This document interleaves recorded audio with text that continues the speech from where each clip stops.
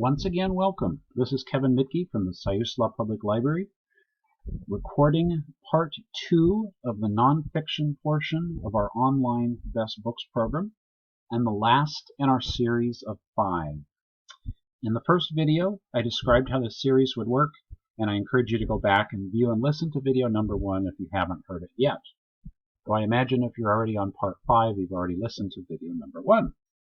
The first 3 videos discuss the fiction books in the Best Books program, and then these last 2 videos discuss nonfiction.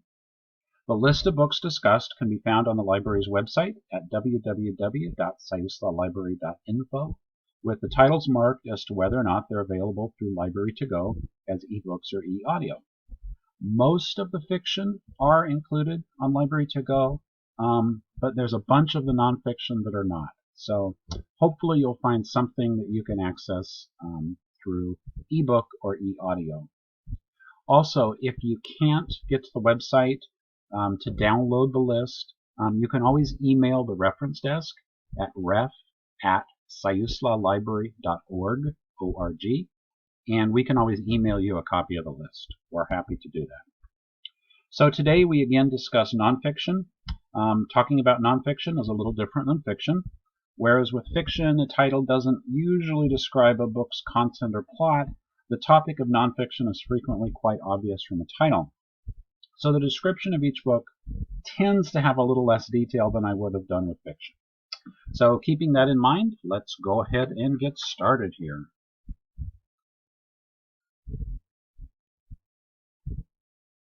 Okay, the first book. This was a wonderful book. It was very popular this year. This is Dutch Girl by Robert Matzen.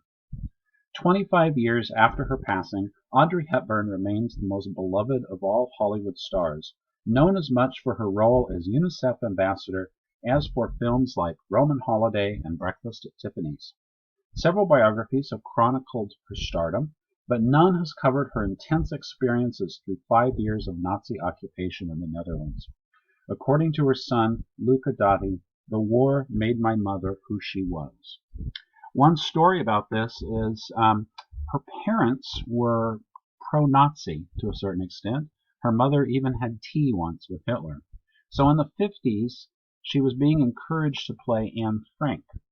And she was really uncomfortable doing that because even though she and other people her age were involved in Dutch resistance in the Netherlands, because of her family's connection, she was really hesitant to do that. And she met with Otto Frank, Anne Frank's father, and he was encouraging her to play the part. And she ended up declining, and she never told him why. And it had to do with her own family's history and complicity in the rise of the Nazis. Very interesting book. You'll come away only having a deeper appreciation for Audrey Hepburn if you've read this. Songs of America is by John Meacham, and he's actually teamed up with country western singer Tim McGraw to celebrate America and the music that inspired people and illuminated eras from the Revolutionary War to the present. Ranges from the Star-Spangled Banner to Born in the USA and across all political spectrums. Again, going from This Land Is Your Land to The Ballad of the Green Beret. One of our patrons had read this book and actually purchased her own copy because she wanted to be able to delve into it at her leisure. She said she just absolutely loved this book and learned so much about songs of America. The next book is Invisible Women by Criado Perez. So much of our world, from medicine to technology, is designed with men in mind, and the author has the data to prove it. Smartphones are made to fit the average man's hand. Voice recognition is trained on male voices, and heart failure trials are made up of major male sample groups. The author cites hundreds of studies that show how society and science have systematically ignored half of the world population needs. One of our patrons wrote, "This brings to light many of the biases we are not aware of." Crisis in the Red Zone by Richard Preston is a follow-up to his 1994 book, The Hot Zone.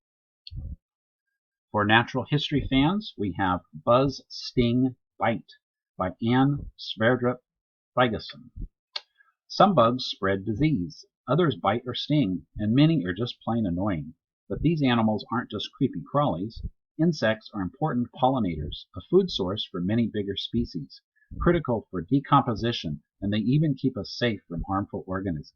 Did you know that without a tiny wasp that make galls on oak trees, America's founders wouldn't have had ink for the Declaration of Independence? This is a wonderful science book.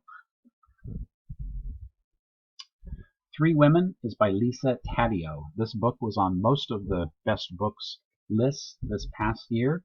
It was a #1 New York Times bestseller. An account based on nearly a decade of reporting examines the sex lives of 3 American women, exploring the complexity and fragility of female desire.